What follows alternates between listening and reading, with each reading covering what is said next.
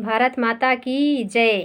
आप सबके बीच हम देशभक्ति गीत लेके आए। बहुत बड़ी नहीं है, छोटी है। हम अपने ज़माने में स्कूल जाते थे तो हम गाते थे और इस पे हमें बहुत मिलता था, क्या है, इनाम मिलता था। और इनाम के तौर पे हमके काफ़ी मिलती थी, नोटबुक और पेन मिलता था, बहुत सामान मिलता था, पैसा भी मिल जाता था कभी कभी। काफ़ी लोग बहुत आनंदित होते थे गाना सुन के। अब आप आशा करती हूँ आप लोग को भी अच्छा लगेगा। और इस देश को, भारत को अपने आज़ादी दिलाने के लिए कितना घर के लोग शहीद हो गए हैं। हम इसी की तरफ गाना ही लेके आए हैं। आप सब भी आशा करती हूँ, नहीं पूरा विश्वास है आप लोग को अच्छा लगेगा। और प्यार दुलार अपना इस गाने पे, देशभक्ति पे देना। आशीर्वाद के तौर पे कमेंट में लिखेंगे, कमेंट करेंगे आप लोग तो हमें लगेगा आप लोग का आशीर्वाद हमें मिल रहा है। लाइक करना, शेयर करना, यूट्यूब फैमिली नए जुड़ने वाले सब्सक्राइब भी कर लेना। और ज़्यादा से ज़्यादा आप लोग शेयर करना, अपने प्यार दुलार खूब देना भरपूर। और इस बहन के मुँह से आप लोग के देशभक्ति गीत कैसे लगी कमेंट में ज़रूर लेके बताना प्लीज़। जय हिंद, जय भारत।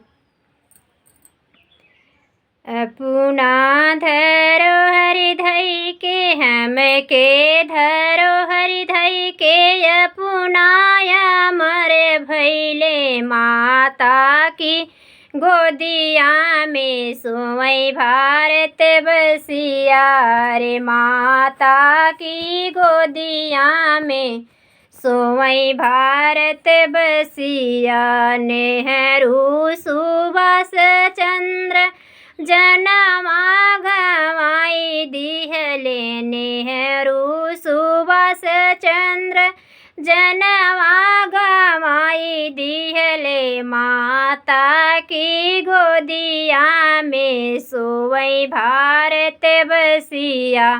माता की गोदिया में सोई भारत बसिया। हम सबे देशवासी दिवाली मनावत रहे, घरे घरे कलालन शहीद भये बसिया। अरे हरे कितना घरे के लालन शहीद भारत बसिया। अरे कितना घर के लालन शहीद भारत बसिया। भारत के आज़ादी दे खातिर कितना जवानन अपने के किए बलिदान भारत बसिया। यही हो तिरंगा में दिहले लपेटी भारत बसिया।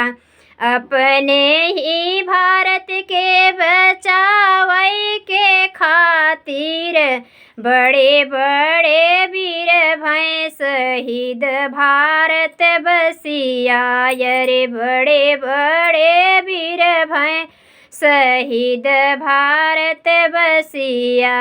अम के धरो हरिधई के, अपनाया मर भैले। हम के धरो हरिधई के, अपनाया मर भैले।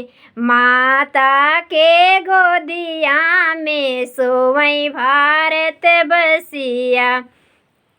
माता के गोदिया में सोई भारत बसिया।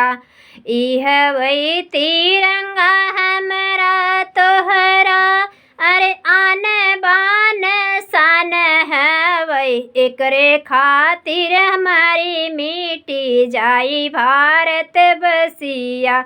हमें तो हैं खातिर ये जान यौ जहान हवैया हो। तिरंगा खातिर मारी मिटी जाई भारत बसिया।